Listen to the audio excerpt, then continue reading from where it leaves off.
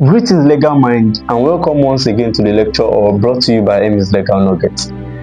Today we'll be analyzing a very important concept in relation to criminal charges and accusations in Nigerian criminal law. Firstly, while it is important to note that an individual must be punished for an act or omission which is clearly defined and found in a written law as a criminal act, it must not, however, be left out that there are certain defenses and certain pleas that can be raised which can be used to successfully escape these criminal charges.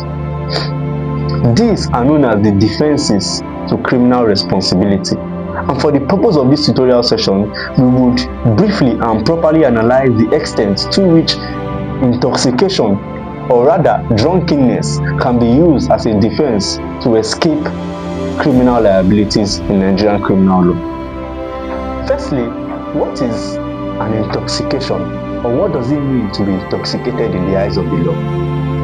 Intoxication refers to a state of impaired physical ability or mental judgment, which is the resultant effect of the excessive consumption or use of alcohol, drugs, or other kind of substances.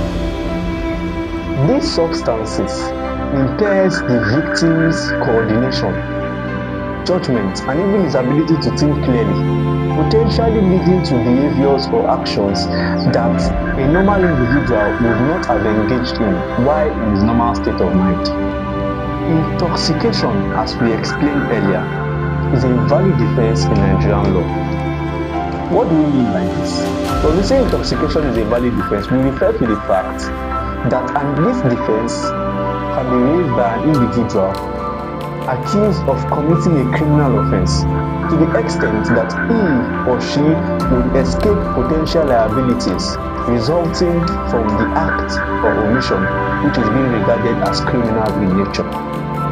This is clearly provided for in Section 29 of the Criminal Code, which is one of the principal legislation regulating criminal activities in southern Nigeria.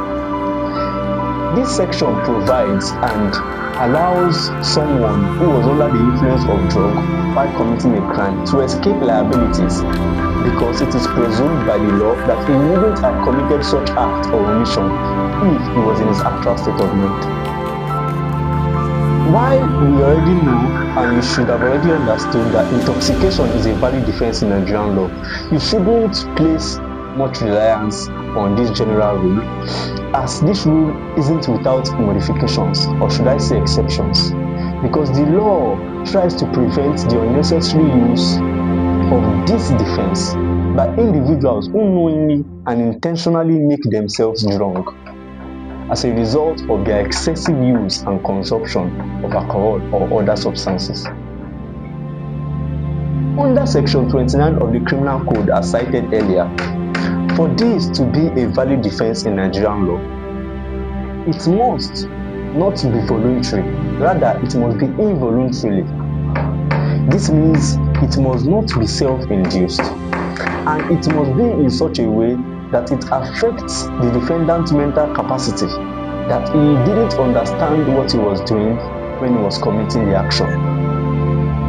If these two different elements can be properly established before a competent court, the defendant would have himself acquitted of the charges brought up against him.